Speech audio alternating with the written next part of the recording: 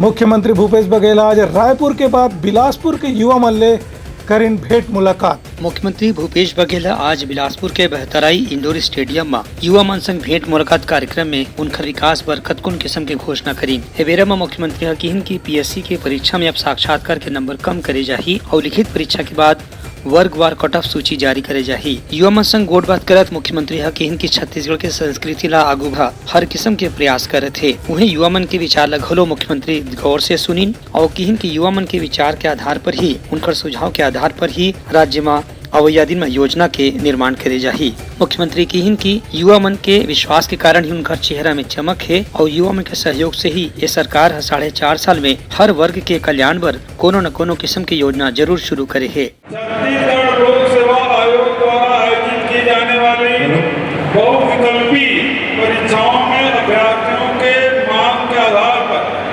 आयोग द्वारा निर्णय लिया गया है कि आयोग द्वारा भविष्य में आयोजित की जाने वाली परीक्षाओं की अभ्यर्थियों के वर्गवार कट ऑफ सूची लिखित परीक्षा परिणाम के साथ जारी की जाएगी। ठीक है। दूसरा यह है, लोक सेवा आयोग द्वारा आयोजित परीक्षाओं में